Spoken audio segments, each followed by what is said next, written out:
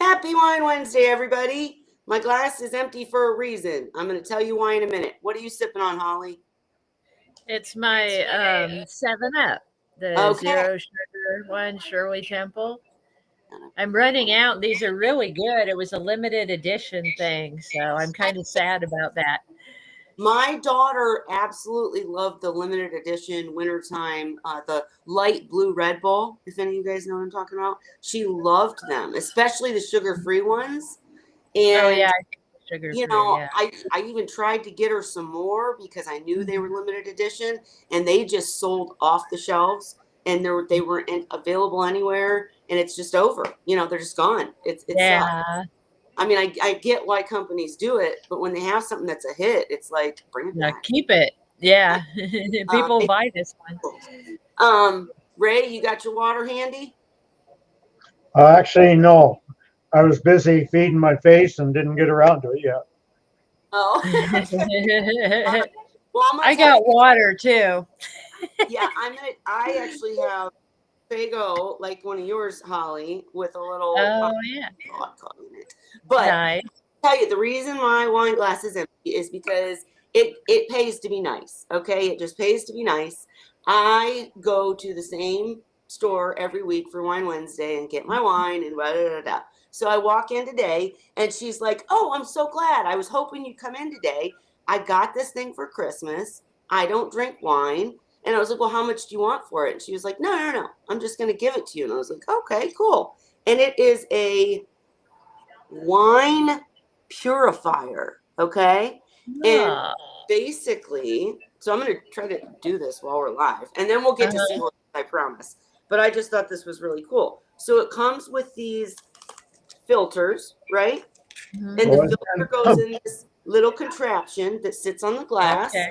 I don't know if I'm going to be able to physically do it live, but we'll try. Yeah, yeah. Have it like right there or something. And it has a cute little stand. Does it that remove so you DO? it doesn't remove DO, unfortunately. It removes sulfates or sulfite. Is that how you say it? It apparently this filter removes whatever's in wine that gives you headaches, hangovers, all that stuff. Oh wow. Yeah, I was That like, just hey. makes you a bigger alcoholic, though. Well, we're going to concentrate on. We're not going to concentrate on that. But I'm going to try it out and So see you can drink more. Great.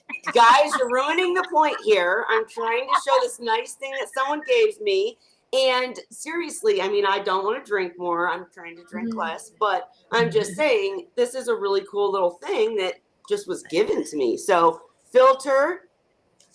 And you can see there's little, I don't know if you guys can see, but I can see because of the light that if you go like this, you can see the stuff move in it. So I'm going to try to even it out. You tuck it into the little spot here snugly. And then, okay, very snugly apparently. And then you screw it back on. Here, I'm going to tuck it into the other side because that would work better, I think. All right, so I'm tucking it into the other side, and I'm screwing this so it's got the filter in, screwing it back on, and then you set it on your glass like so, and it comes with extras, right? I just thought this was like it would have been a really great gift for me. It is a really great gift for me from my literally my liquor store lady, but That's sweet. Nice gift for somebody else who might drink wine. Anyways, so we're going to pour it in the top and see what happens. Hopefully I don't have a big mess. All right, here we go. And it works for red wine, sweet wine, any wine. I'm filling it too much. Or I don't have it screwed on enough. It's dripping a bit. Let's see. Let me let it go through and then try to screw it on. Don't pull it off while it's going. Yeah, no. But my point is, okay, now I've got it screwed tighter. You see, I don't know if my fingers are in the way. Let me try it one more time. But it just went through pretty fast. Yeah.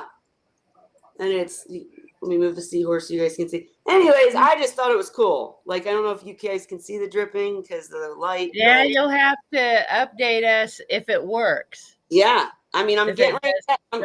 I saved it. I did not open it and do it until I was live because I want to see if it tastes different. That was my big thing. is Yeah. does it What make does it it do to the wine? Yeah. but let's see. Tastes just the same. Holy crap. Just the same, and hopefully no more wine headache, right? So, anyways, totally not Seahorse related, but it is Wine Wednesday, so I thought I'd show you. Yep. Wine Wednesday related. Yes, I there got you a go. cheaper solution to it. What was it? I got a cheaper solution to the wine headaches. Don't drink. Right? You don't, doesn't cost you any money either. Yep, I hear you, Ray, Yeah. and I agree with that statement. Those are your choices, right? And I see Sophie and I see Zen. Hey guys, Sophie, we definitely want an update from you. You got no pregnant yet, but lots of dancing. Want to know if the scratching has continued, if you've seen any more of that, or if it was just a one-off, like we talked about last week. Sometimes they just do scratch and you can't freak out about it. So hopefully they're doing good, especially if they're Last dancing. time I talked to her, she hadn't seen the scratching again. Good, good. And yeah, when they're like, have you guys noticed? So the dancing is pretty common in a seahorse tank. Whether you have all females, all it doesn't matter. They're dancing with. I had all males. They And like to dance. Sadie yes, dances all by herself. She that's loves it. to dance.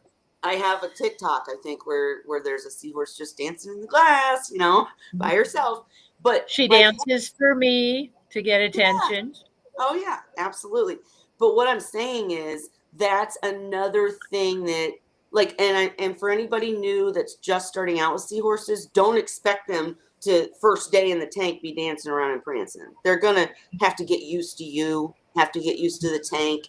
But then once they do start dancing and flirting with each other and flirting with you and etc., then if they stop, that doesn't necessarily mean something bad. It could mean that somebody's pregnant and they still dance when they're pregnant, but I noticed my males when they were pregnant would often be seclusive, and not as out and about, almost like hibernating. In my first tank with the male that gave me the tons and tons and tons of fry, I built him this like cave, and it was his cave, nobody else was allowed in it, and he would go in his cave every time he was pregnant, and he'd come out to eat, but that was it. He stayed in his cave. So no dancing then, but it's also can be an indication that, something ain't right in the tank, because all of a sudden they're not active, they're not dancing with each other, they're not doing that thing. It can be an indicator. Would you agree, Ray, or not? Yeah, I guess to a point. I've not experienced many males that didn't become very reclusive. So your males did become reclusive every time? Yeah. Yeah. How about yours, Holly? Yeah. The numbers I've had, it's possible that it happened, but I can't think of any right now because my memory just remembers them always being completely reclusive. And I can remember in my first years, I used to worry all the time that they weren't getting enough food. And I used to, after they'd had a couple broods in a row, then I'd put them in a different tank so they couldn't get pregnant right away. So they could eat a little and fatten up. So I was trying to get him to eat for a while. Yeah. No, Sandy was like that. He didn't want to eat. Well, both the seahorses. None of my seahorses wanted to eat when they were courting. They were too busy to want to eat. Did you notice that when they were pregnant too? Like, was your male Sandy didn't. I don't think he ate as much. He still ate, but he wasn't as interested in it. Right.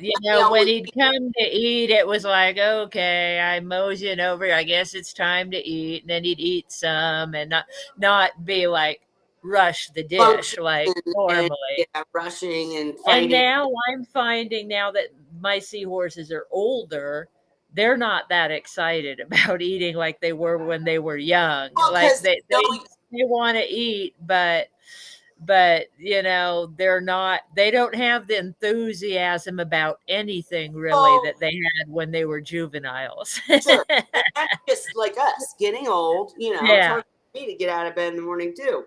But I also think that as when you're talking about older seahorses, they're comfortable. They know Yeah, they're they don't comfortable stress in the out. tank. They know They where I'm know that going to you're feed gonna feed them them. They again. know they're going to get to eat. They're not Yeah. worried. Dandy even knows that I'll move him to the food. Yeah. I'll spin his hitch around if he's Sure. faced the wrong direction, and then his face goes in the dish. He's all, oh, food. And he starts eating. But I have to tell you something funny about the dancing. When we were talking about dancing and the reasons they do it, Sadie dances to get my attention when there's something wrong in the tank. Mm-hmm. Like she's trying to show me something. And she was dancing in the early morning the other day. I didn't have the tank lights on yet. I was up, but it's like 4 in the morning or something. And she comes to the front of the glass and does this dance for me. And I'm like, she knows it's not time for breakfast for a couple hours. What's she doing? Why is she dancing? And then she swims over to where the bubbles go near her hitch. I had forgotten to turn their bubbles back Oh on the my night God. before. So she was trying to get my attention and I showed me that know. I forgot to turn on her bubbles. I'm like, oh, I mean, that's Sadie. incredible though. People Yeah. act like these are To such try dumb to answers. communicate. Yeah. They're not. I mean, I know each and every one of them isn't brilliant and they are still, Yeah. I mean, I get that, but I mean, that's I really cool. wouldn't say she's brilliant. She was behind a coral the other day and her dish was on the other side of it. And all she had to do was go around. But she's sitting there like she's like, I can't get to my food. And I'm like, just move, Sadie. You're not Dandy. Because he has trouble moving, so I have to move Right. him sometimes. But she could swim around and go the other side. And she couldn't figure it out. Yep. Yep. She I finally figured remember it out. when I copied one of your decorations and got the little, what would you call it? The saloon door. Oh, the You know, saloon doors, yeah. my seahorses acted like it was just the coolest thing on the planet. I mean, Right? they finally figured out, oh my God, I can swim through this. Woo! And it was like this Yeah, game. And yeah. So they're not like, yeah, but it's pretty cool that they do try to communicate with us. I mean, I just think that's really yeah. interesting. How many other fish do that? I don't know of many. I mean, I can't think of No. them. They The all, goldfish do. Our yeah, goldfish do. do they? Yeah, if you forget to feed them, they'll spit water.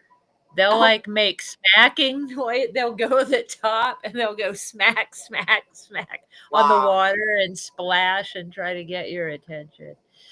I'll be like, honey, did you feed your fish? Yep, yep, yep. No. But that is interesting. That's a good example of a reason why they dance because they do dance for different reasons. And Shyla said, how many males? Ray's curious how many males name their seahorses. We'll have to ask in the group too. Yeah. Fitz, my male, Sophie says, is still very active, always around the front of the tank. So, Sophie, is he pregnant though? Is he pregnant yet? Or because that's what I'm saying. Like my male was always the center of attention in the tank, my biggest first male. And he had 2 females and 1 other male with him. But then when I'd see them dancing and courting and doing egg exchange, then I'd know he was pregnant. And all of a sudden I'd go to the tank and he's gone and he's in his cave. Right. Then And you I see shot. the tank Yeah. and they know because in that tank, this was my very first tank before I messed with sumps or any of that. And they would know she turned all the stuff off. So the food's coming, right? Because all of a Yeah. sudden the show's gone and Yeah. whatever. They And know. so you'd see him peek out of this, I've got videos somewhere. You'd see him, his little head come out into the light and he'd kind of look around and he'd see the food and but he never, like, his tail had to remain in the cave, almost like he was protecting it or something. I don't know. But he would stay hitched to the cave and eat whatever was close enough for him to eat. But he would not venture out and, go fight other seahorses for food or any of that stuff. He wanted his safety and security of his cave, I think, because he was pregnant, is my opinion. And Ray said his were reclusive. So I'm curious if he's pregnant yet. And I thought Shyla said something, maybe not. But yeah, we want to know if any male seahorse keepers, whether you watch this later or you're here now, we'll do a poll in the group too, just to ask if you name your seahorses. It doesn't count if the wife names them. Okay, so, and I will say, I absolutely named my first seahorses. I absolutely named the first seahorses I raised. I absolutely named seahorses until I had too many, and there was no way to, come up with that many, right? Yeah. I mean, I had 90 juveniles it wasn't. I don't know how many it was, but I had a whole bunch of, juvenile seahorses that looked alike. And, I didn't have any favorites at that point because there were so many. Yeah. All cool. And I didn't name any of them. So I get why, like, breeders and, commercial people don't name them. Of course, they're going to sell them, so there's no point. And in my case, I was going to sell them, so there was no point. But when you got special ones, like my first adolescent that I raised to adulthood, oh my God, yeah, that was little Cheryl. And it wasn't after the Cheryl we know. It was after another girlfriend, Cheryl, who had just had a tremendous life and overcome so much stuff and, like, succeeded in life in spite of all of her differences and difficulties. And so, like, I named her after her because she was raised by me and I knew nothing at that time. So she did it herself. She lived, but yeah, just curious who names their seahorses. I'll tell you, to answer your question, Ray, Scott names fish. Not all of them, but he named one of our goldfish Goldie years ago. We still have her. The goldfish are, I think, 9 years old now, 10 years old. Yeah, because we put them in the pond when we moved into this house in 2015. So yeah, they're about 10 years old now. But yeah, he'll name certain ones. We've had other fish that he named too. Well, maybe he's just naming them because he figures you're going to do it if he doesn't, and he wants to make sure it's not some crazy name that you come up with. Oh, wait, Ray. I'm kind of similar though. I don't name all fish. Like the other goldfish don't have names. We haven't named any of, and there's only 4 of them. Yeah. So there's one, the biggest one is called Goldie. Well, and then like my Goby, I just call him Goby.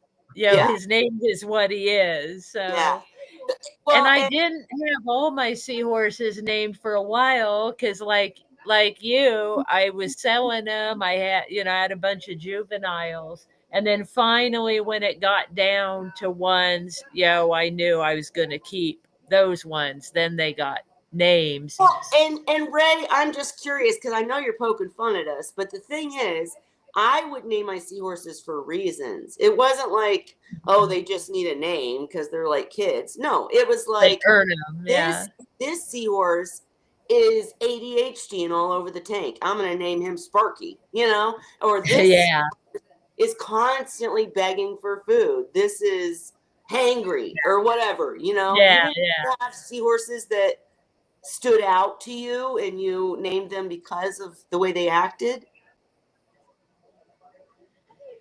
Ray?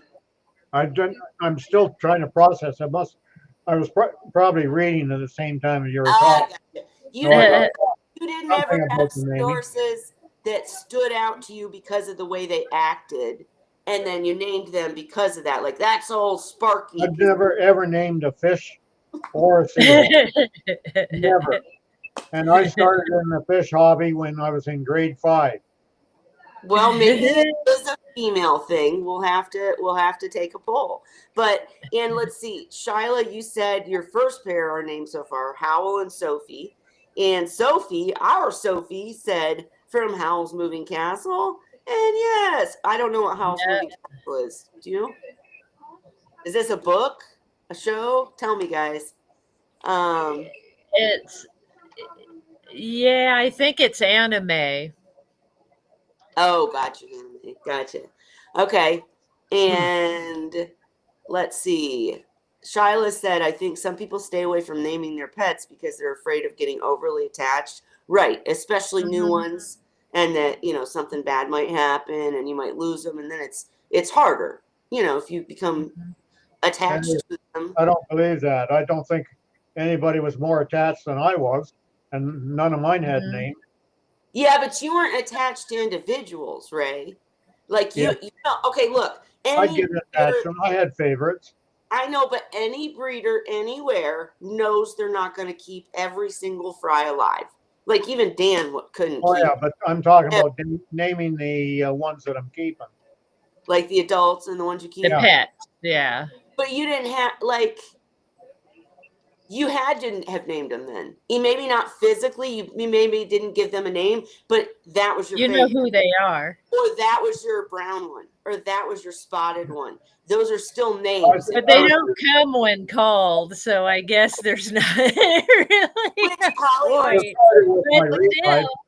they didn't stand out. There wasn't a difference. Like the males pretty well looked the same, the females looked the same.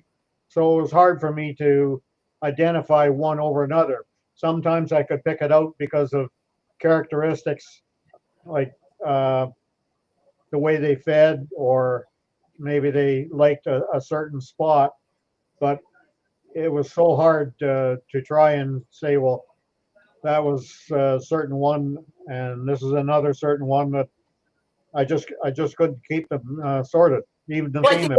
The part to it is depending on how many you have.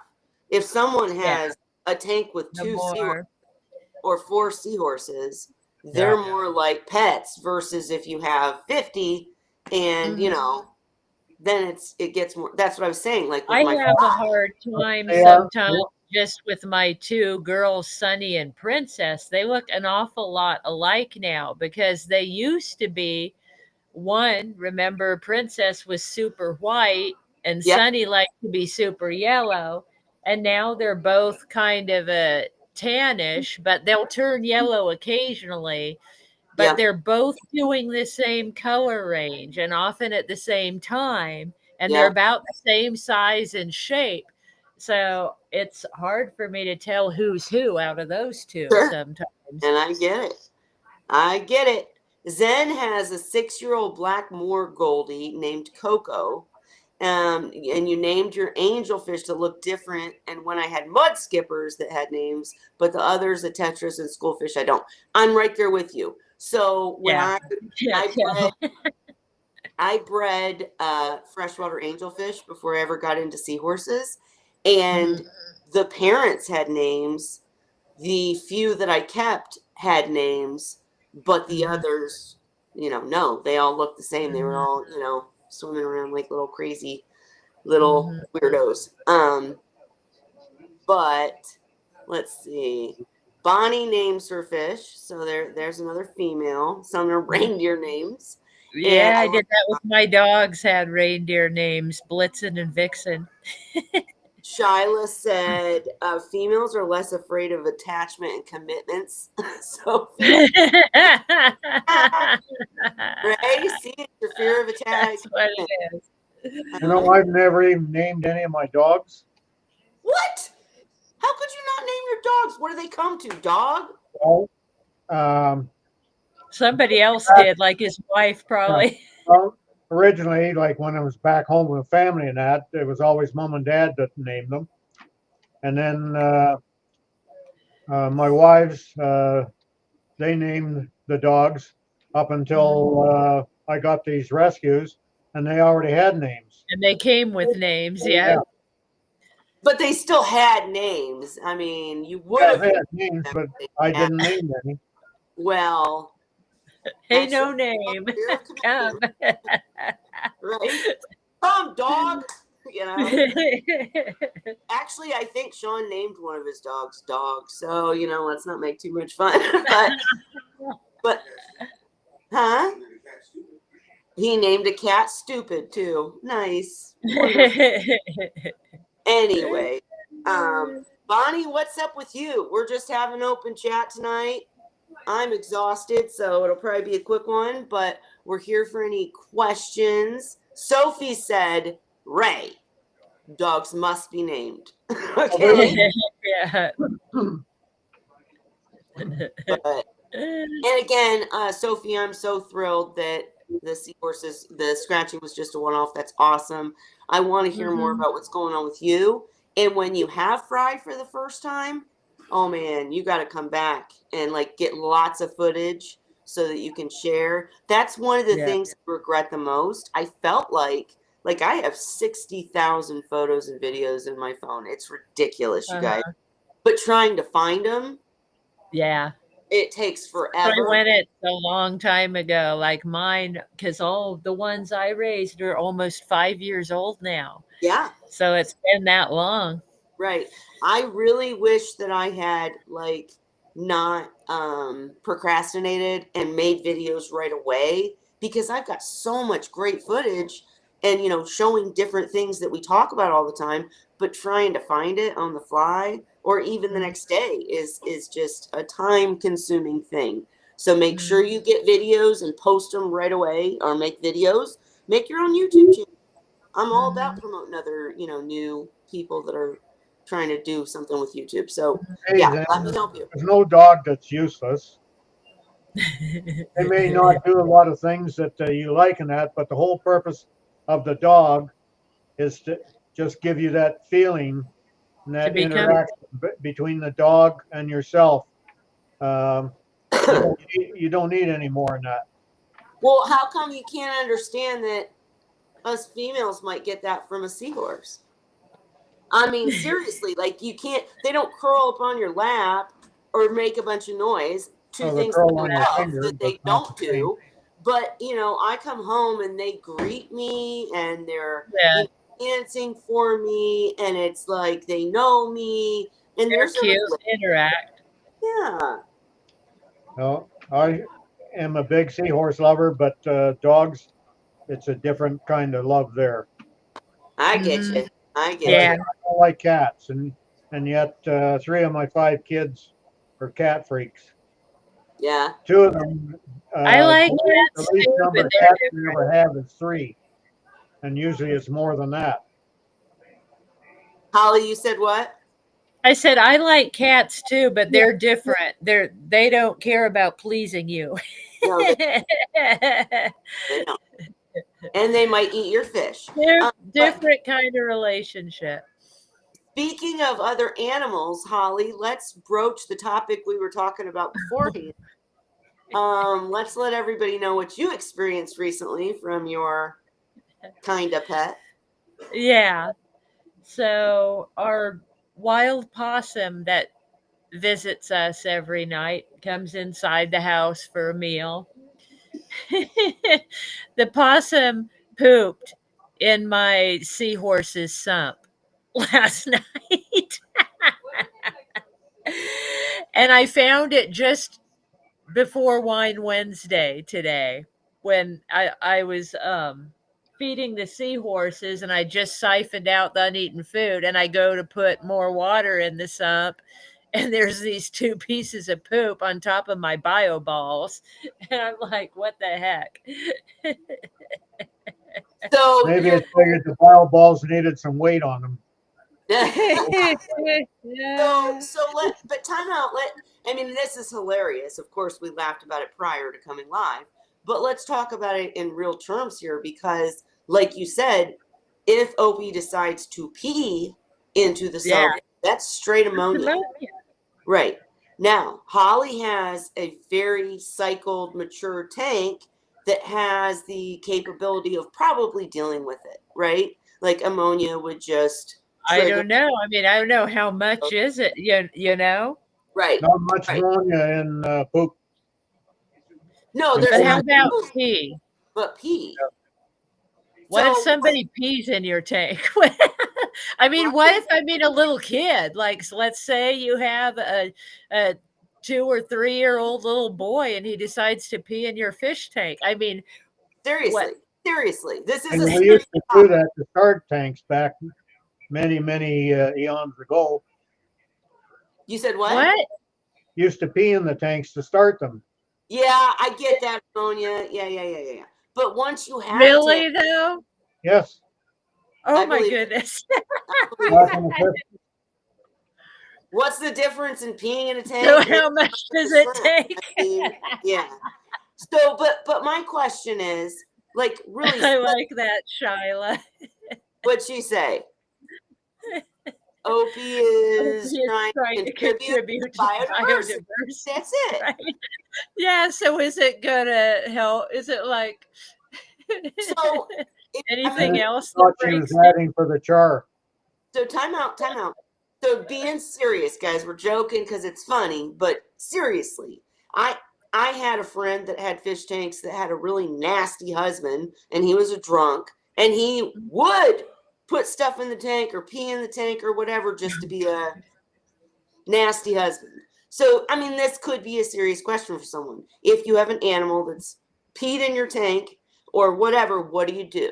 All right. So, number one, if your tank's very well established and has, but so like Shyla just said, it adds to the biodiversity because basically any ammonia added to that tank that's above and beyond what the tank is used to, like a tank Mhm, kind of gets into sync and the mhm, bacteria figures out how much ammonia is released by these animals and the food and all that each day and the nitrites and the nitrates and everything kind of cycles the way it's supposed to once you get the tank where you want it to be. So if you add extra ammonia like an OP peeing in a tank, what do you mhm, do? First of all, it's going to trigger the bacteria to grow, which can be a good thing, or it could cause a bacterial bloom where you're getting cloud, your tank mhm, gets all cloudy and messy and everything. So, the first thing I would do if I realized and knew that an animal or a person had urinated in my tank, I would absolutely do a water change. Number one, I would add prime to keep everybody safe in case there is any repercussions, in case my filtration is not up to par, or just to be safe, I'd add prime. And then I'd watch carefully. Ray, anything you would do differently? So that would show up in Well, a test, right? I If you would ran an ammonia probably, test? Hang on. I'd add the binder first. You what? I'd add the binder first. That would be an immediate Before thing because too prime. many fish would have the gills burned before you got the water changed. Okay, I So like that. add the prime Do the first. prime first and then do a water change. Holly, you said what? It should show up on a test. You said. I was saying, yeah, so it would be just like regular ammonia showing up on your test, right? If you ran an ammonia test, would it be just like any Yes, other? Yep, it'll show up just the same way. it would show up the same way, but I'm not sure how fast that happens. Like if Fast. it is fast. Okay, Yeah, good. All right, that's good to know. All right.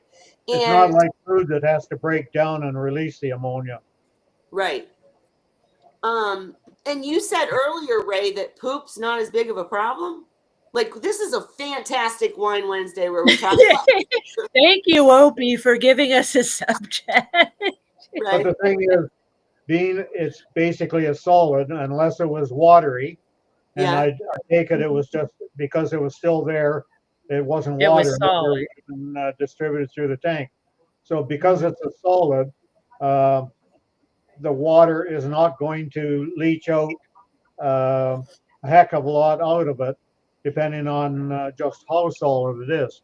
And because it was such a long time, overnight till a little bit before Wine Wednesday tonight, then that indicates that it wasn't all that porous, and it was a fairly dense material. And Yeah. Isn't it still organic I, though? I mean, isn't it still adding to organic waste? sure, but the thing is, it has to deteriorate to release the ammonia or any other, like the dissolved organics and anything else, it has to deteriorate first. Just like if you add food into the tank and Seahorse eats it, and then when the Seahorse eliminates its waste, the feces that it has have to deteriorate to do the release. It's not an instantaneous thing.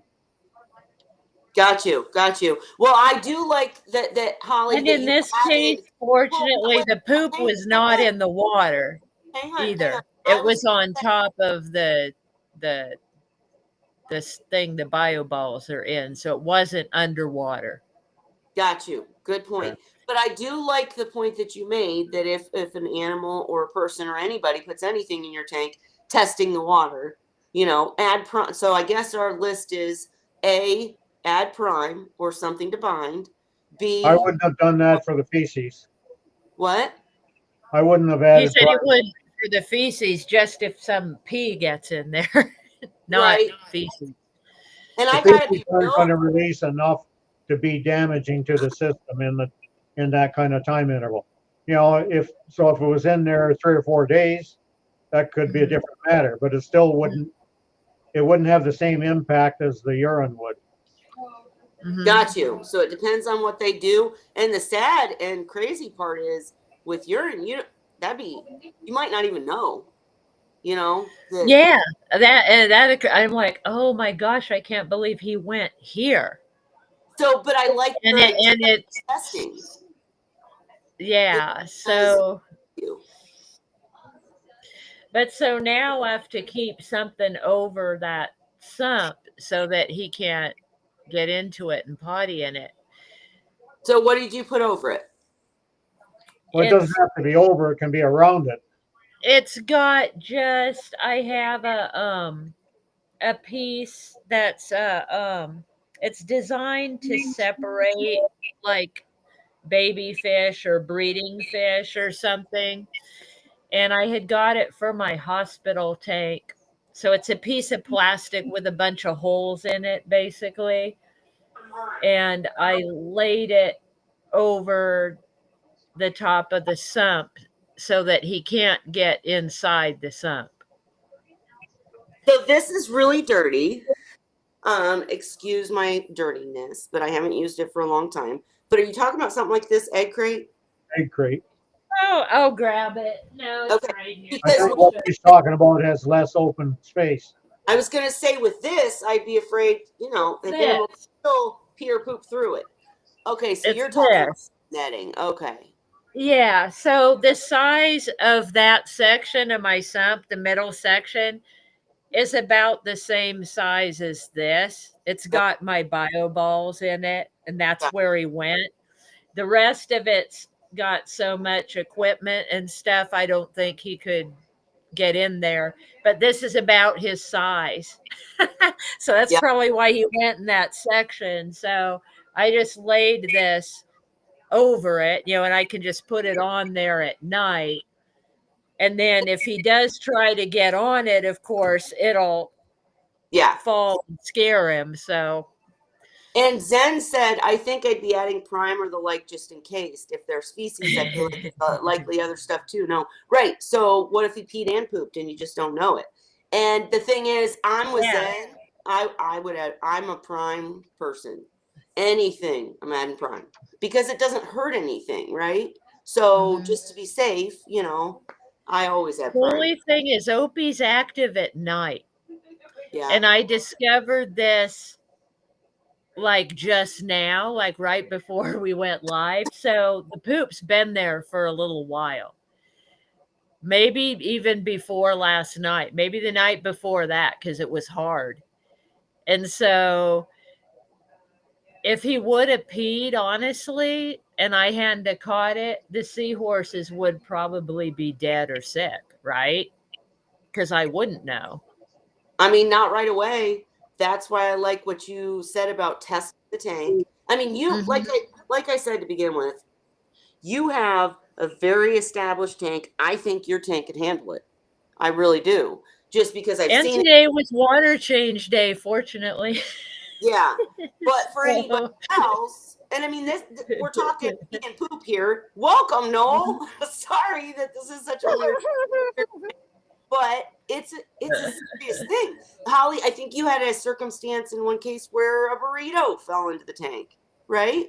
Or something, Yeah, it was those this stuff little Mexican happens. things like a tostada type, the little ones. Yeah, I mean, this stuff happens, and you have to, not freak out, but take a few steps. I like adding prime.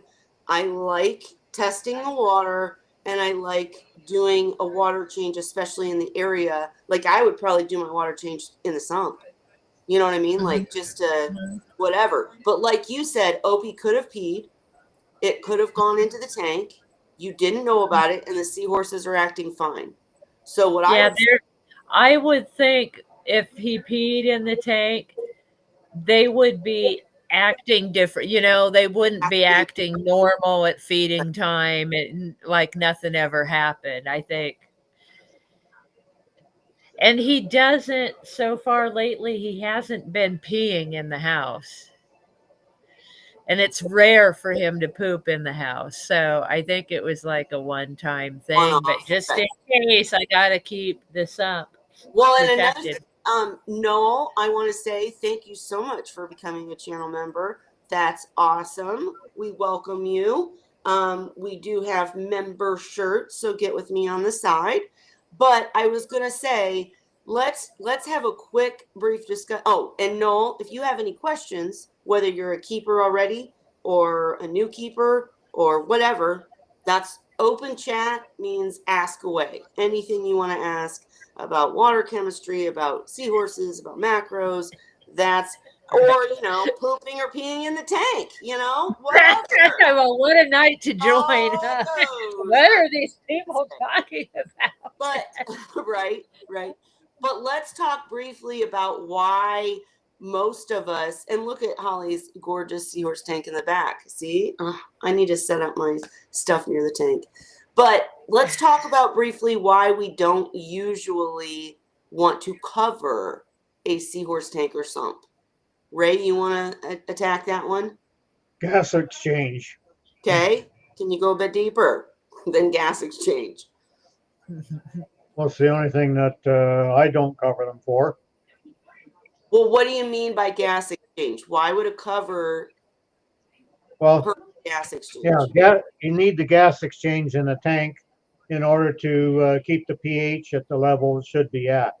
If you don't have enough fresh air getting to it, for instance, a lot of people like these all-in-ones and they have a complete lid over the top. They don't get enough gas exchange, and then the pH drops, and then you're into trouble. So what gas is being exchanged? Nitrogen? Well, Oxygen? no, Yeah, I'm putting you on the spot, Ray. Sorry. not nitrogen. Okay, yeah, but you want me to pick out words when I can't pick I'm them out sorry. because of my All right. cognitive impairment. All right, I'll back up. But basically, it's about oxygenating the tank, is the bottom line, guys. It's about getting oxygen from the air, and you can do that from having Carbon dioxide, I'm suspecting has to come out. Oxygen has to go in. Yes. Either that or carbon monoxide, but I think it's carbon dioxide. Yes, it's dioxide. And basically, the way that we attack that is by not covering the tank. I do have an all-in-one, but there's no cover. It's a big 40 it's a big tank, not huge, but I mean, it's not one of those little boxes. It's a big all-in-one and no cover, rimless, all that. And you want to have, that's one of the reasons that we say to make sure to create surface agitation. So I have one of my returns or one of my pumps always like pointed almost up or almost out of the tank to where it's making that agitation. Or I know like Holly's system, doesn't it water fall in from the return? I feel like it does. No?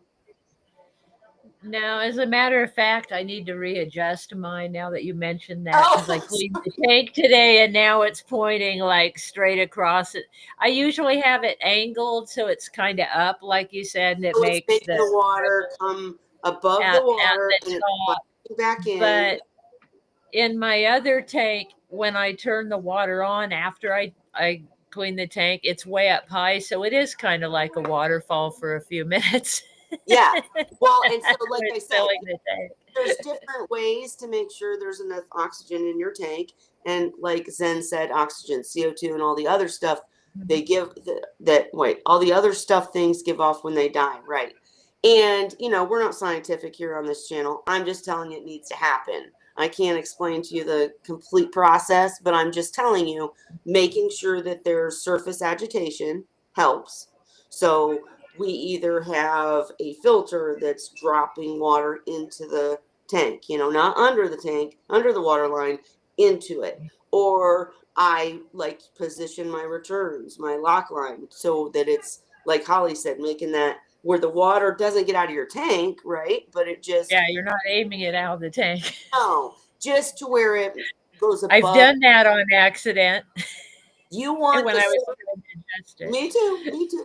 But you want the surface of your water to be moving. It doesn't have to be crazy, but you want it to be moving, because that movement, or like bubblers, or like a Robert King char chamber, or any of those things, are helping to break up the surface, make agitation, and allow that exchange of gas, like Ray said originally. He answered right. I just put him on the spot. If you're using air, open-ended air lines are better than air stones. The small air stones, they will give you some turmoil, but they give you a hell of a lot more creep.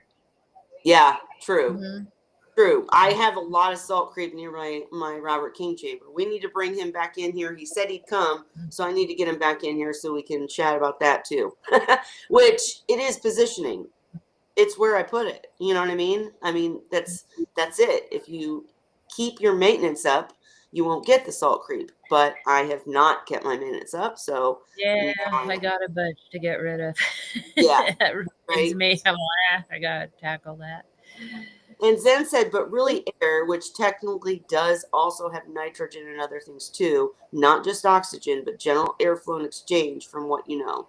I mean, Doesn't mean right. that the other items are going to interact at that surface like the oxygen will.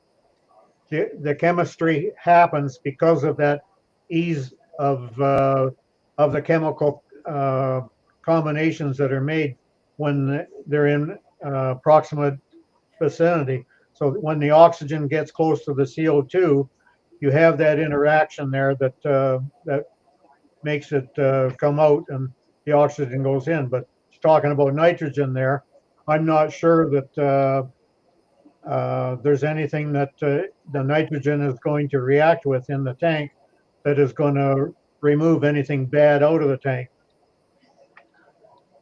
Got you. And Noel commented, I am a new seahorse keeper, caring for Erectus for about a year, realizing you have so much to learn. How did we all get introduced to the hobby and become so knowledgeable? Ray, you want to start? How did I get into it? Yep. How'd you get into seahorses, and how did you learn so much? I guess it's just that I've been into fish all my life, and I've been into the saltwater aquariums since the early 90s. And I was looking for something more. So back in 2002, I started researching the seahorses and joined the Seahorse forums. And then early 2003, I got my first seahorses, and it just sort of exploded from there. Tank after tank How did after you tank. so much, though? Was it by doing things and learning by doing, or was it by meeting new people Well, it was like a Dan? Or combination, but mostly back then, we didn't know what's known now. So it was a case of we learned by doing and failing, and then finally succeeding by changing the ways that we were doing them back then. Just for instance, when I started, it was commonplace. Everybody said you had to have low flow. Yep. But probably by 2006, 2007, that was no longer the case. Then we were looking Right. for more flow, and it wasn't long before we started advising a minimum 10 times the tank volume for flow, but a lot of us have been in it for a long time. We're in excess of 20 times flow, with the only Yep. caveat that is when you set up your flow, you want to make sure that there is no blast coming out that can direct the seahorses against something and be damaged. Um, Right. if there was something on the near side of it, then you had to put a diffuser on it to diffuse that flow so it wouldn't blast them against, say, the glass or another rock or something. But if the source was at one end of the tank and if it was going right clean through the other end, let it go wide open. Oh, that flow is a great example, and I'm going to let Holly answer before I go rambling on my answer. But flow is a great example because I have videos of my seahorses literally swimming right in front of the power head and going woo across the tank, and then coming right back to get in front of the power head and go woo. And it looks like I posted a picture or a video of one of my seahorses that like to. So I had a Jabeo power head, right? And I covered the power head with what's it called, guys? Knitting netting, like the netting Mhm. and zip ties, Mhm. so that they couldn't get their tails in and get hurt. But the seahorse, this male, would hitch to the power cord that was going out of the tank. He would lay on the power head and stick his head right into the floor. So if here's the power head, here's the cord. The horse hitch to the cord and lay with his head going Yeah, in the flow. It's Right? called And ciliate I relief. posted that. seen that. I had so many people say, somebody report her to PETA. She's abusing these animals. And I was like, He's abusing you himself. guys, Yeah, he can move he if could. he Yeah, he wants. could That's what leave. He doesn't have the hands to scratch the ciliates in his gills, so this is the way he does it. Yeah. yeah. They love bubblers. They love flow. They love all that. So that's a great example. Holly, how about you? Oh my How did you gosh, get I've started? loved seahorses since I was a little kid, and sadly, I grew up near San Francisco. So if you would go to the Chinese markets in Chinatown, they sold dried seahorses, and that is how I originally found out about seahorses, which is very sad. But it led to me later on. I had fish. From the time I was a little kid, I started with sea monkeys and then freshwater fish. And when I was 19 in 1989, they had a pair of seahorses at my pet store. And so I got those seahorses, didn't know anything about them. Nobody really did back then. I think I got a book, which a lot of the information would be considered wrong now. But anyway, it didn't go well. I had them for probably maybe 5 months or so, I think, not long. And then back in 2007, I bought seahorses from Dan, actually. I got a pair of reed-eye. And That's Dan Underwood of Seahorse yeah. Source. Go And ahead. so I had those for, I want to say, 6 months, I think. And I had a heater short out and fry my tank, lost everything. So I Aw. decided to start again. And that was like 6 years ago now. And by that time, there's everything online and Facebook and stuff. And I met these guys. I had just got some seahorses from Melissa's Seahorse Savvy, and I had a pair that was starting to breed.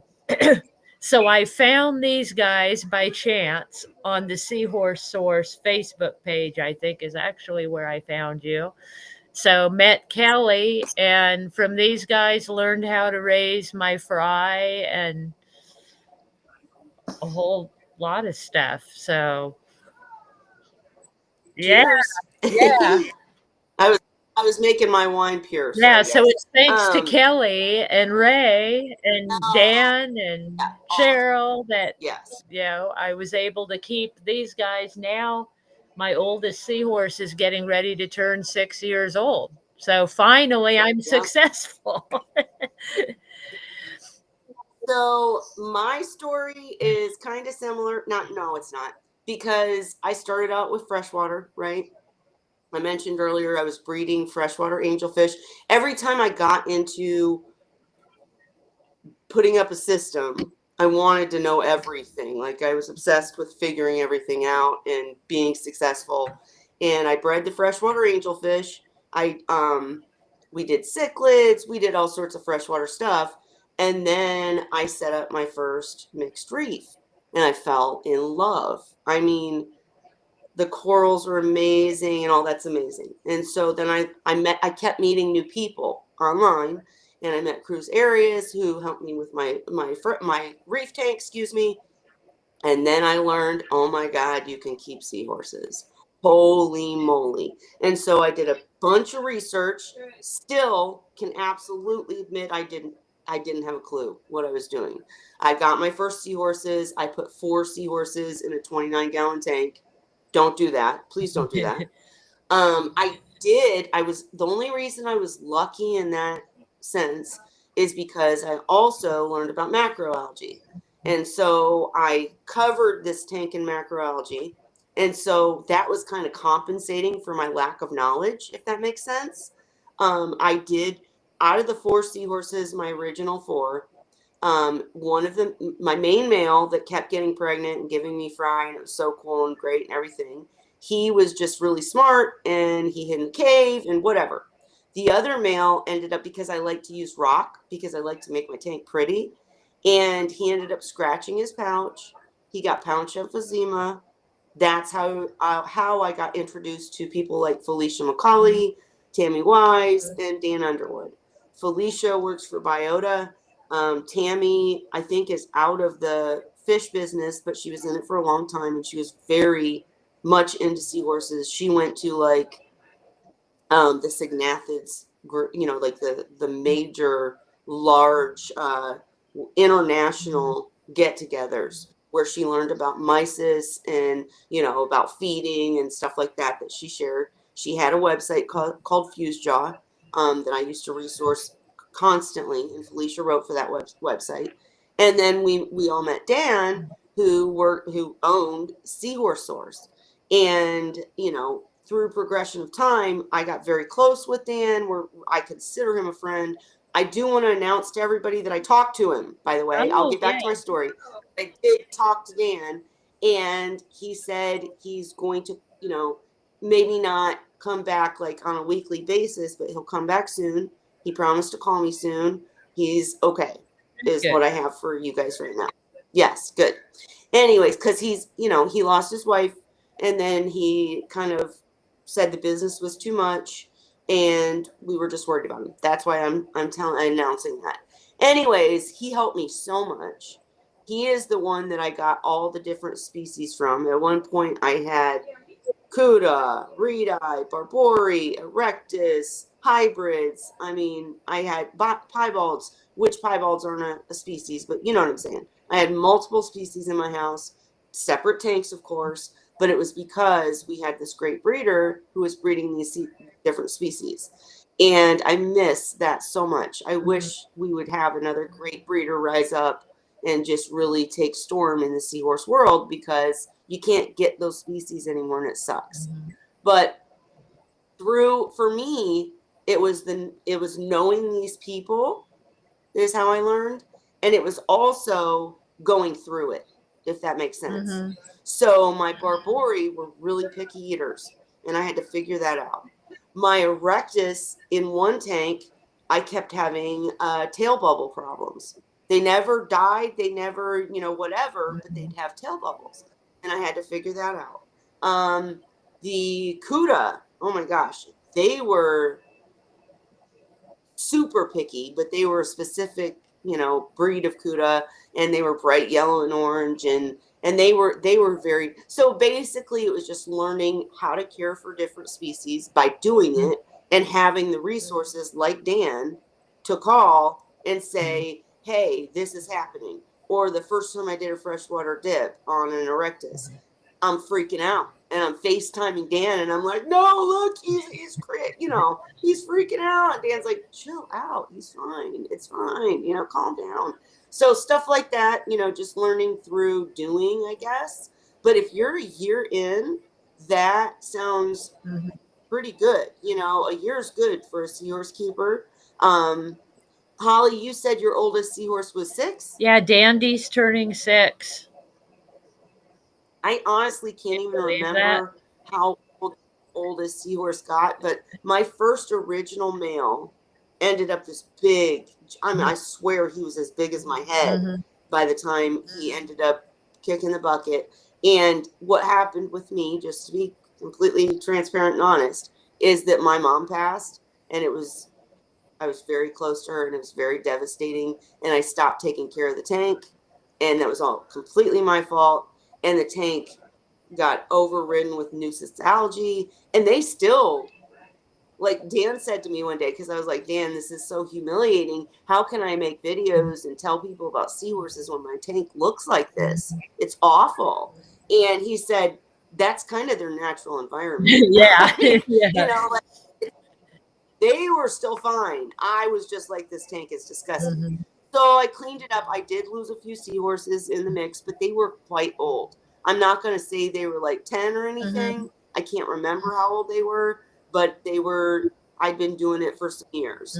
And I raised quite a few seahorses, had a lot of trouble with raising fry.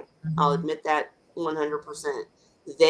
Because one of the things Dan always said to me was, you got to show tough love. Cheryl said it too. You got to show tough love. If they aren't eating the frozen mysis at 4 to 6 weeks old, you got to not give them the brine shrimp. And I'm like, but they're hungry, So I wasn't tough enough to really be successful at first. But then I had quite a few batches. I ended up with 90 adolescents in the tank, and I just loved it. And then after my mom passed, I kind of took a, time out on everything. But then when, I came back to reality, I really missed having the seahorses. They're a big part of my life, and I love them. And I want other people. A lot of times on Wine Wednesday, we talk about stuff that's bad. And I hate that because I want to talk about stuff that's good and how amazing these creatures are. But I want also to provide information that others can learn from. I've been working on a website for years. Ray has a website that is still active, Angel Fire. We can give you that link.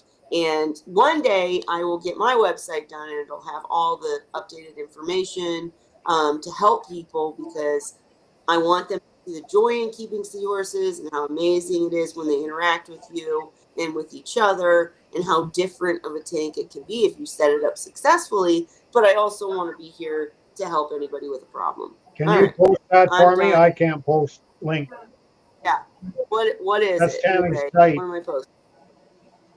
Archive, Tammy's archives. And it works pretty slow because it's an archive site.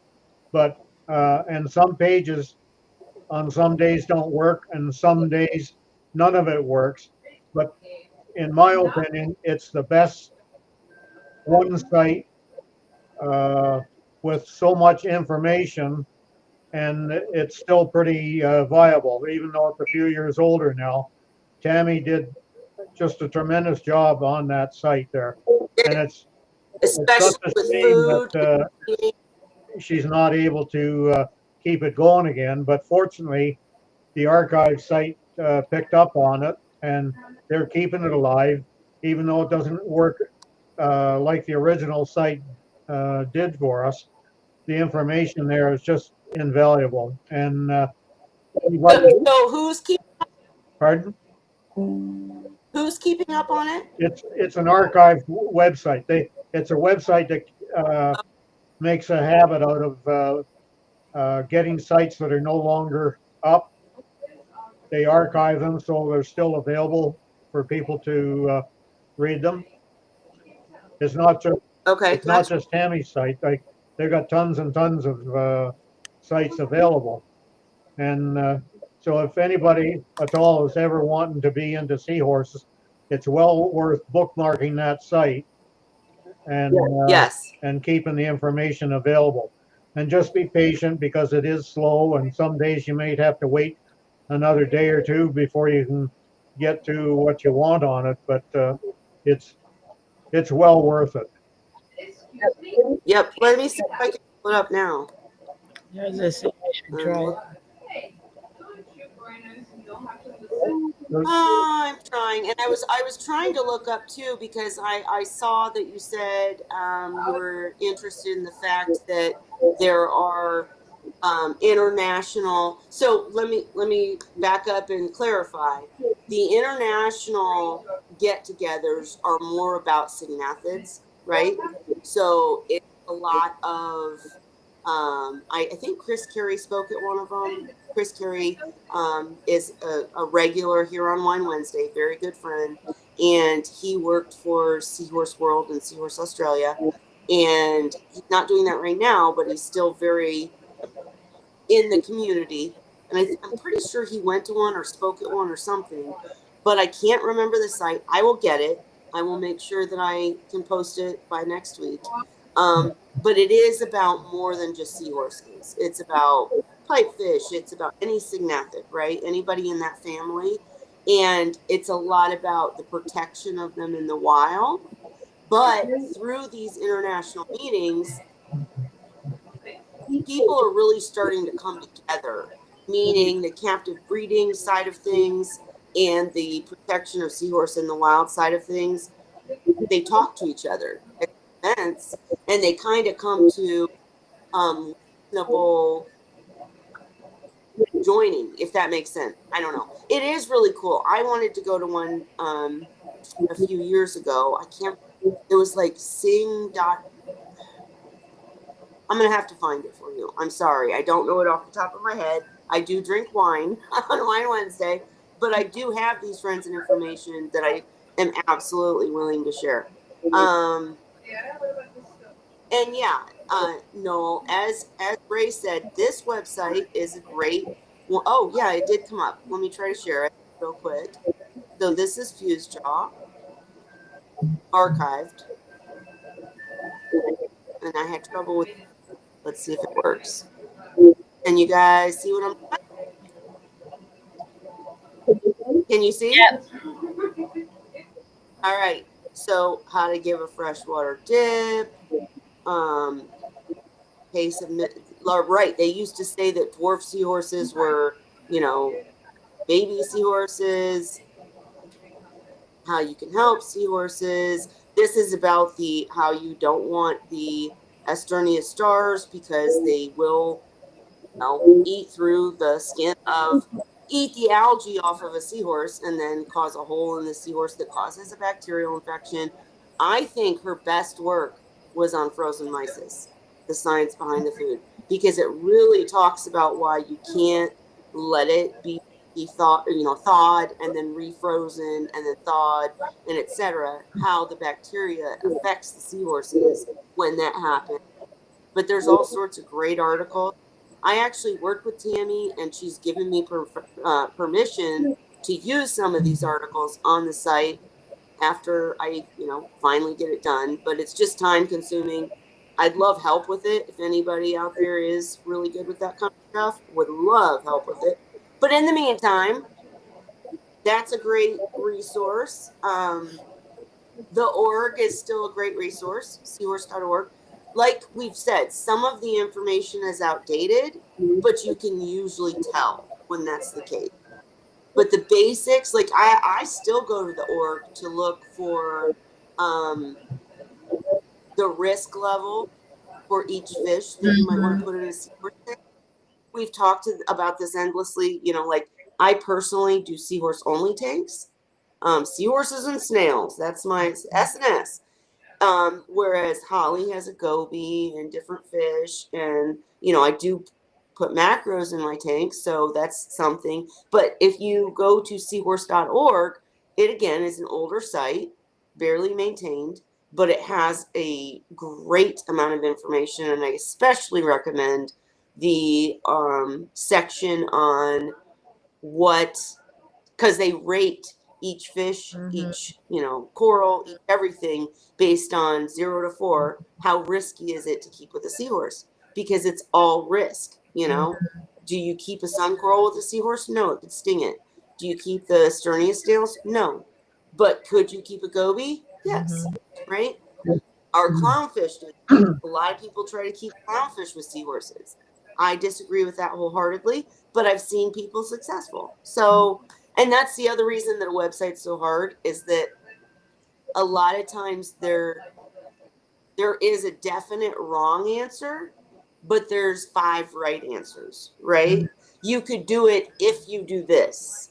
You could do that if you do that. So it really depends on circumstance. You can't just say it's okay to do this, because then you have to say if, right? So setting up for seahorses is the most important thing, I would say, and that's what I'm really concentrating on. But I'm going to stop rambling now. If Noelle is on Facebook, then I can give her links to the files section on 2 of the Seahorse sites, like Dan's. But for some reason, Dan's site took down the master file list, took it out of there. But I have the link for it anyway, and it's still accessible. So if she wants, there you go. If she wants it, too, Ray. I can look it up. I can't pick off right now because the memory doesn't work that well. But I can find it, and if she wants it, she can contact me either messenger or email. Yep. And I'll get her the links. And I would say, if you are on Facebook, join our group, because that's what it's there for, right? I'm not as responsive as I used to be. I've got a lot of stuff going on in my home life, but Ray's in there, Holly's in there, even Cheryl's in there. I think Dan's even in there. He's not as active either, but it's a group that you will get an answer, right? And a good one from a person that knows what they're doing. Shyla has been a member for 20 months. Expert seahorse whisperer. Yes. Oh, that's so sweet. You got most of your information from here. I'm actually honestly embarrassed because some of these videos are really old. But they're good. I would not at all. I would not say that they're wrong. Yeah, they're right. Pretty much. I mean, they're every once in a while, because I hadn't really watched the videos from the beginning, but sometimes, like once in a while, Scott and I will be watching YouTube or something, and we'll come across the channel, and there'll be a video. I'm like, I never saw that one, like how to set up a seahorse tank or something we watched one time. It's really good. You have some really good videos on there with a lot of information, actually. Well, like I'm just saying, like the audio's not great sometimes. They're not. Yeah, but the information is really good. Yeah, and I'd like to reduce some of them so that they're shorter. Attention spans, whatever. But I still stand behind them for sure. I'd like to reduce some of them, but I'm getting old, guys. I'm getting old. I need somebody else to help. Honestly, what really changed everything for me was the internet and the amount of information. Because when I was young doing seahorses, we didn't have this. So I was reading books, and some of the books that I had were outdated, and they just didn't know. They were outdated before they even got to print. Right, because you guys were doing things in real time.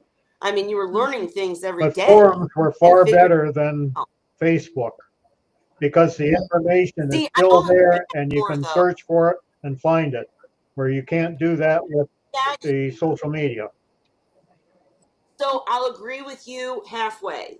The problem with social media is that anybody can answer. You can get wrong information. Anybody can say, "Oh, I've been breeding seahorses for 20 years. This is what you want to do," and they could be dead wrong and lying and whatever. So I agree with you that it's not the best resource. That's why I want to get the website done. But also the forums are no longer maintained. So I remember going on seahorse.org and asking a question and days and no response. So if you've got a seahorse in trouble or you're concerned about something, that doesn't work anymore, you know? I don't know. It's I get that they used to be better. They absolutely did. And I do get we've done a video, a Wine Wednesday on this before about like how to discern what information to take. And there's little things like somebody gives you an advice on, you know, what to do for your seahorse. You want to ask, how long have you been keeping seahorses? Can I see your tank? You know, can I see what's going on with you? Because anybody can say anything. But you also can see, like in our group, what names stick out.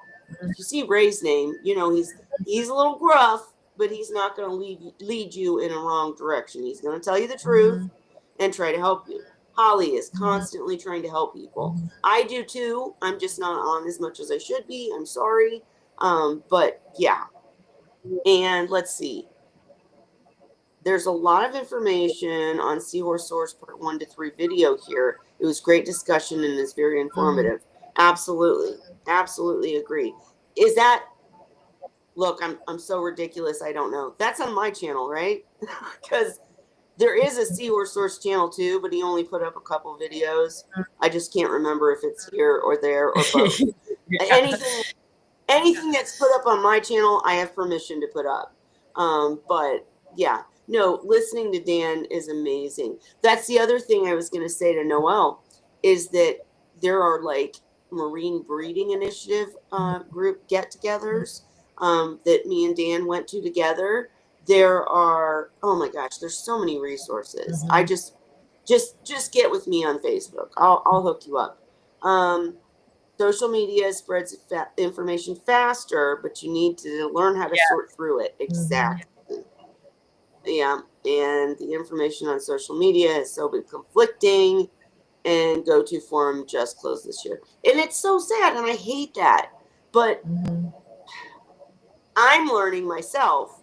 Trying to make and then maintain a website is serious business. It's not easy. And even in the group, like Holly is my number one sheriff. She lets me know right away, hey, somebody's spamming the group. Or somebody's answering questions wrong in the group or whatever, because I can't maintain it all. So, oh, and Shyla, you said it is on this channel. Great. And my name sticks out here, but only so I can post links. I don't even have seahorses yet. Hey, you know what? But Zen, you are the sheriff of the YouTube channel. And you're going to have seahorses, and you're taking your time and doing it right, and that's the way it should be done. As long as she's been around, she probably does know a lot. You probably answer some questions, even though you don't have them yet. I think you know a lot. Right, and they're not. And for Noel, I want to know more about your seahorses. I would love for you to not only share in the Facebook group if you do head over there. Can we put up a link to the Facebook group, Zen, please? And even if you don't, get with me on the side, because we'd love to have you in here as a guest. Tell us about your experience with seahorses so far. Tell us what you think you're doing right and wrong. We won't correct you because, again, there's 50 different ways to do it right. We just want to hear and share. And if you're doing well, let's share it. We invite you to come in, and you can come in and either have video or not, like so. You can just talk if you don't want to show your face. But if you want to show your tank and share how your seahorses are doing, that would be amazing. Yeah. And contact on Messenger. And contact Ray. Ray is your... It's Ray Ford. Ray's Ray's been doing seahorses since Stone Age. He knows everything. No. He's the one. I used to think I knew it all. But the more I got to know, the more I Nobody learned knows, that but I don't know it all. well, no, but I mean, it's good that you can admit you don't know it all. Mhm. But when there's a problem, like I still call Dan and Ray and whoever and Cheryl and Holly and whatever. This is why we're here, right? Is to have a community where we can really talk about, hey, there's this problem. How do we deal with it and get answers? I just need to get off my butt and put it in a website form. Anybody out there wants to help me with that? I'm game for help. But Okay, and that um, water, the RODI water, you can't give a set figure to there. People try to give that information, but the thing is, everybody's water supply is different, and Mhm. you might get 2 months out of the system before you have to replace cartridges, or you might get a year out of it.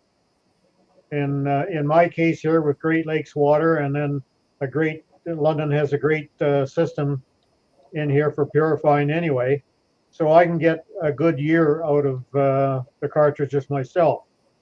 Um, Up North Bay, where I have the cottage up there, people up there with an RODI aren't getting any more than 2 or 3 months. so with me, I agree with what Ray was saying. And the thing is, number one depends on the unit you bought, how many stages there are, and etc. Depends on your water. Because, for instance, like Ray was just alluding to, my TDS is over 400 out of the tap. Over 400. So running it through my filtering system, my RODI, it takes a lot out of the filtering system to get that water to zero, right? So the way that I approach this problem is I use a TDS meter. So, excuse me, when I first run the water through the TDS meter, oh, good, it's zero. A week later, I'm testing. I test every time I run water because as I see it rising, I know that the filters are getting less useful, right? So there's no definitive answer. Yes, you're right. The average is 6 months, but in my case, I usually have to change at least the DI filter every 3 months because my water's so bad. So it really does depend on your water. And I would just get a TDS stick so that you can test the water every time. And when it gets above, what would you guys say? Five, Cheryl 10, told me too. Everybody has 2? I different. used to change mine at 2, but you know what? I need to get a separate meter because my meter's still showing 0. I still haven't changed mine, Kelly. Remember, you were here like it's You've been got good 2 water, years, I want to say.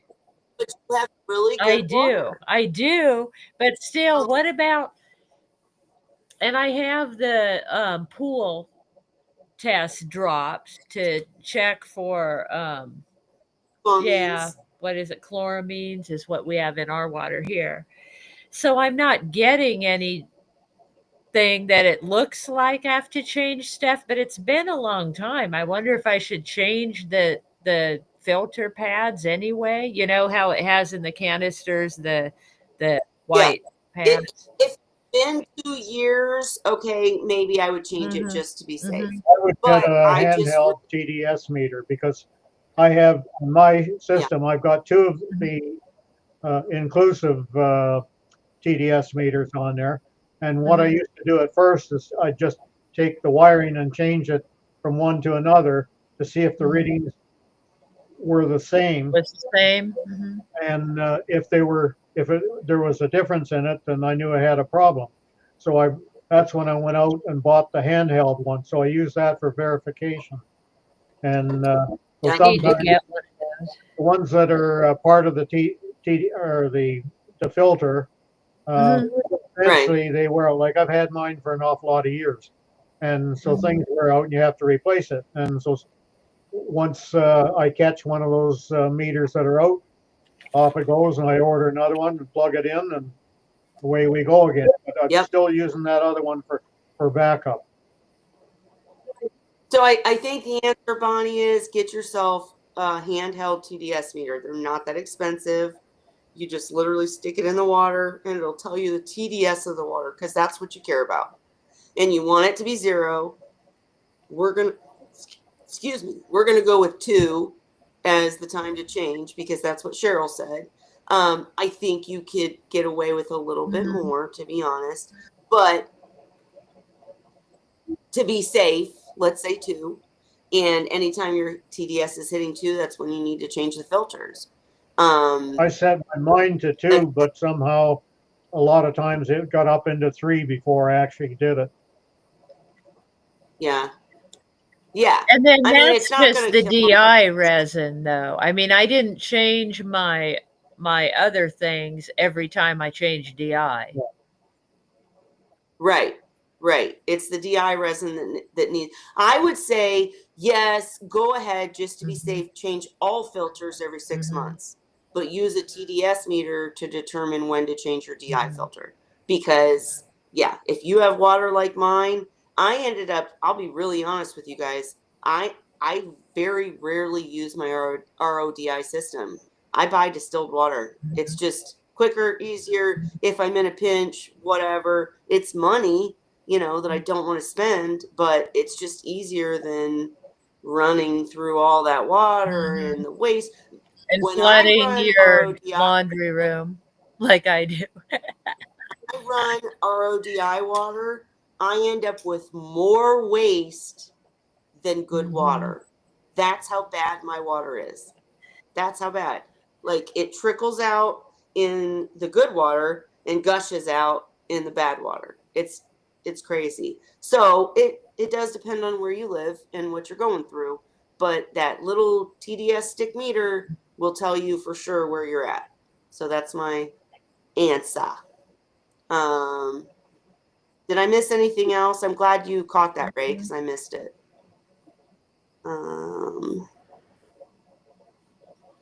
Okay.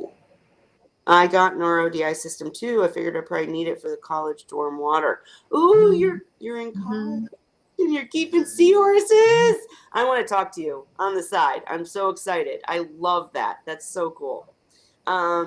And Bonnie has an RODI system. No seahorses yet. Still researching, but you use it to put clean water in the tanks you have now. Right. And with seahorses, like I said, I went to buying distilled because it was just easier. If your TDS gets a little high, you can use prime in a pinch, but you want to keep it, as we discussed, below 2. So get that TDS stick to make sure you know where you're at. Don't trust the meter that's on the system, like Holly was saying. Okay. I think we got it all for tonight. We're hitting that 10 o'clock mark. I want to get these Wine Wednesdays down to an hour, but Good we're luck. community. Can I go back here just on a sec here because my mind didn't work too fast. Something you said about prime. Yeah. You just mentioned prime. When do you use that?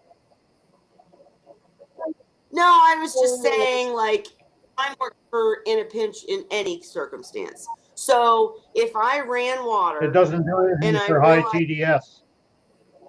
I know, I understand that. Oh. I still, based on like Holly having chloramines or mine, excuse me, or whatever. I'm a prime person. So if ever I'm even in doubt You're in about doubt, use anything, prime. I use prime. That's it. Because I just know that if there's any ammonia, there's literal ammonia in my tap. We don't drink it ourselves. There's carcinogens in my tap water. It's terrible. So if I ran water and the TDS was say 5, I would probably add prime to the water. I don't know that it's helping. I'm not promising anyone that it's helping. I just do it because I'd rather be safe than sorry, and then I would obviously get a new filter and buy distilled in the meantime and whatever. But, and maybe I'm completely wrong. I'm just one of those people that prime is that thing that doesn't hurt anything, can't hurt anything, and can possibly save. I could go back to when I had freshwater discus. I came home one day, all my discus were laying on the bottom of the tank. gasping, going crazy. I was freaking out. You know, a water change is going to take forever. They're dying in my book, in my eyesight. I added Prime, and they were up swimming around like nothing was wrong in 10 minutes. And obviously, I did a major water change. I never discovered what happened. I don't know. Maybe a kid threw something in the tank. Maybe I don't know. But the Prime saved them.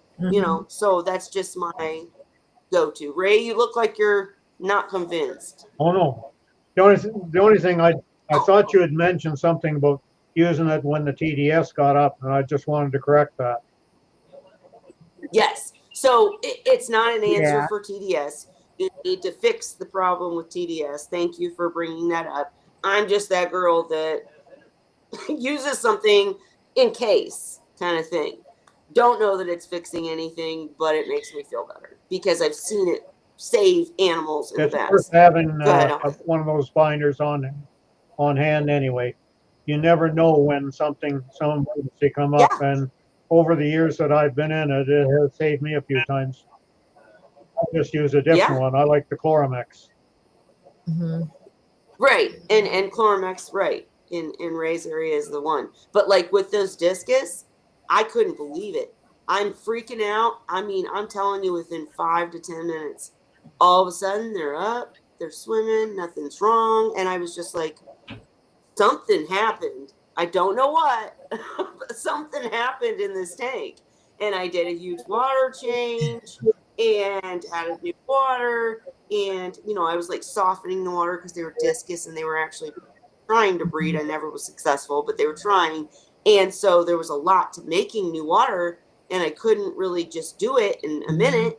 And that Prime saved their lives for sure. Absolutely. So That reminds me it's too, something we were talking about Sophie and her scratching with the tail, scratching the gills and that. Yeah.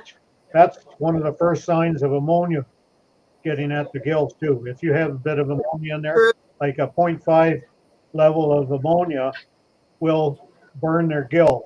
And one of the first things they do then is they start scratching at their gills with their tails. Absolutely. Good point.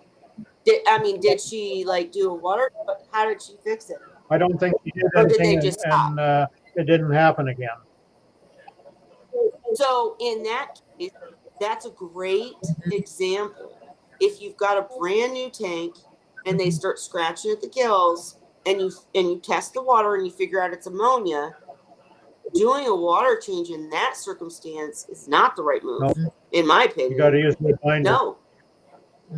You use a binder like Prime or Chloromax so that the seahorses aren't hurt and the bacteria catches up. Yeah. Right? So it can and then cycle. all of a sudden it cycles and fixes the problem itself. If you do a water change, you're taking, you know, you're messing up You're what's going on in the water.